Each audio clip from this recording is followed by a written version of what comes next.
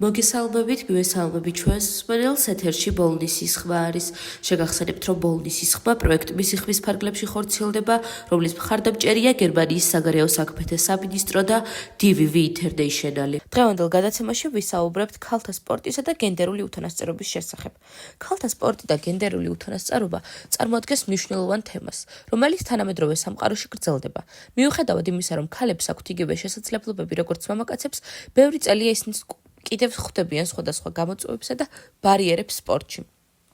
მათ შორის ფინანსურ უთანასწორობას, მედიაში წარმომადგენლობას, სტერეოტიპებსა და გენდერულ ნორმებს, გენდერული დისბალანსსა და უთანასწორობას, არც თუ ხშირად პიარულ მხარდაჭერას და ასე შემდეგ.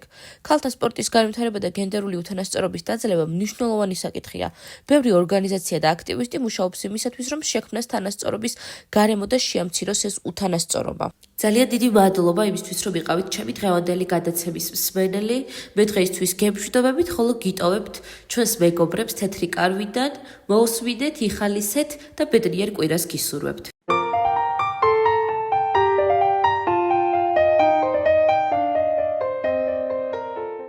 მოგესალმებით მეგობრებო, მე ვარ ნინი 37 წლის. დღეს თეთრ კარავში ქალები ისეთ თემაზე სასაუბროდ შევიკრიბეთ, რასაც სექსუალური ძალადობა ქვია. არ დაგიმალავთ და არც თუ ისე დიდი ხნის წინ პირადად მე სექსუალურ ძალადობაზე სულ სხვა წარმოდგენა მქონდა.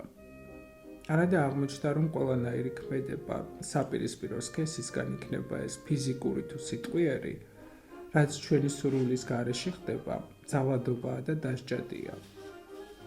თითქმის ყველა ქალს ერთხელ მაინც განუცდია ეს შეურაცხყოფელი გრძნობა, მაგრამ ამაზე ყოველთვის გრცხვენოდა და გვერიდებოდა საუბარი.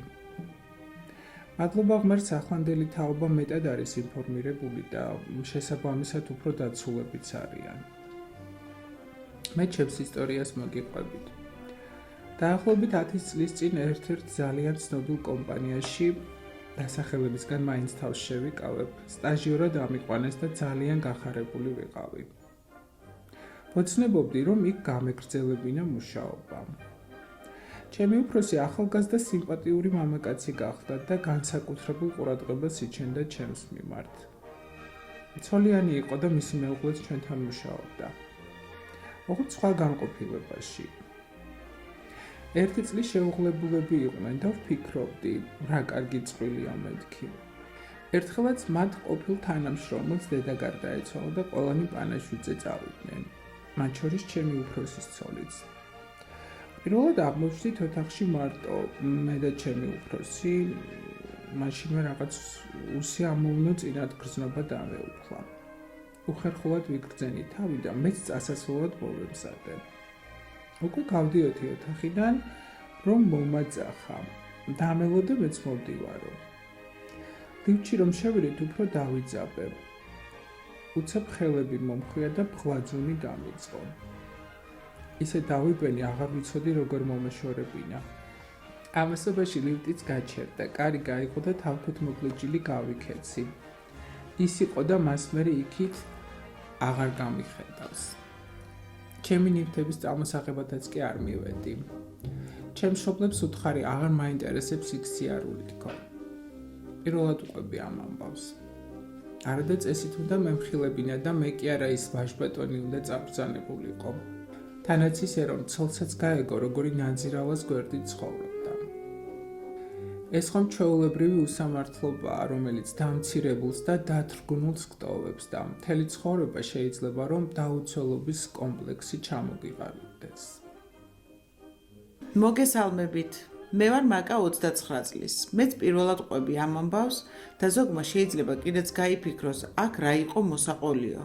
მაგრამ არა, სწორედაც რომ უნდა ხმამაღლა ვილაპარაკოთ ყველა იმ ანომალიაზე, რაც ჩვენს გარშემო ხდება, რომ ამით წინ აღვდგათ მსგავს ფაქტებს.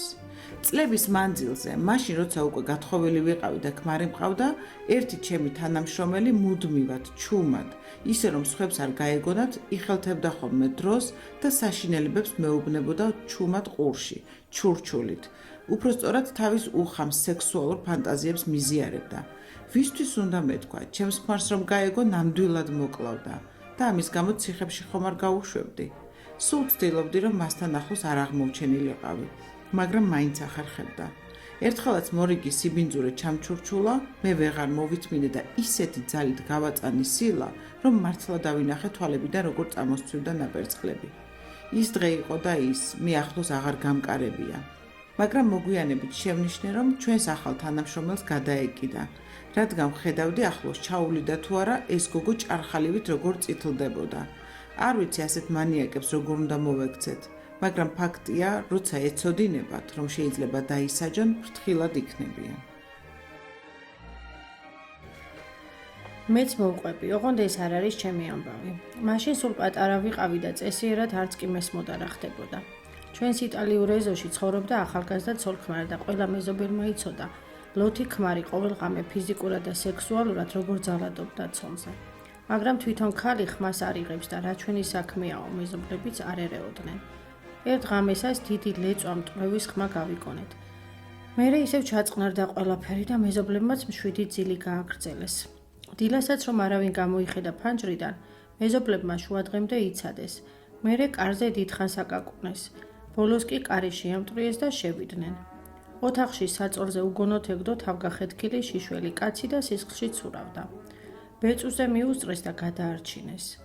ცოლი კი იქ არ დახვდათ. რა დროს გაიქცა სახლიდან არავინ იცოდა.